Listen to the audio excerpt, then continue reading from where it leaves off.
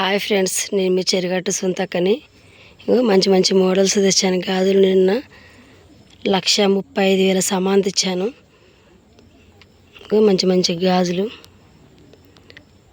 Super అయిన గాజులు. అసలు గాజులు ఎంత మంచిగా ఉన్నాయో, మంచి మంచి మోడల్స్.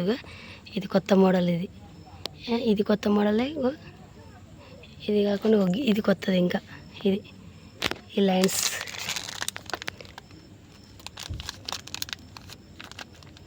నాకున్న గాజులు అయితే, గాజులను చూస్తే అయితే నాకు అసలు అమ్మబుద్ధి అయితే లేదు. అసలు ఎన్ని నేను వేసుకుంటే బాగుండు అనిపిస్తుంది. కానీ నేను అమ్ముతేనే నాకు డబ్బులు వస్తాయి కాబట్టి అమ్మాలి, తప్పదు. అంత నచ్చినాయి గాజులు నాకు అసలు. అసలు ఎంత బాగున్నాయో, మంచి మంచి మోడల్స్. ఇవన్నీ కొత్తవి కదా.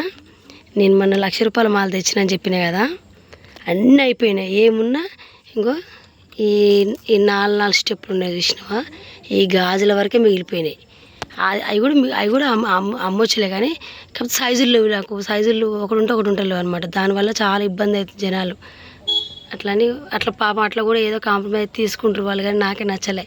అందుకని మళ్ళీ అమ్మిన పైసలు అన్నీ మళ్ళీ తీసుకుపోయి ఒక 10-20 ఉంచుకొని మళ్ళీ మిగతా అన్నీ సామాన్ తెచ్చుకున్నా. మీకోసం మంచి మంచి గాజులు తెచ్చుకుని, అమ్మిన పైసా మురిస్తే మనకు మళ్ళీ బేరం కాదు. అమ్మిన అన్నీ దాపెట్టుకుంటే పైసలు మళ్ళీ మనకు పైసా రొటేషన్ కాదు.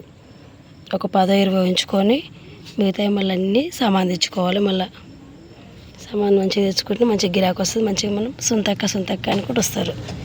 ఏ సామాన్ లేని సుంతక్క షాప్లో ఏం లేవుగా అంటారు కదా ఫ్రెండ్స్.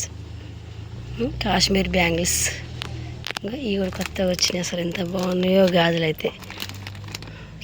నాకు గాజుల దిష్టి తాకొద్దు దేవుడా.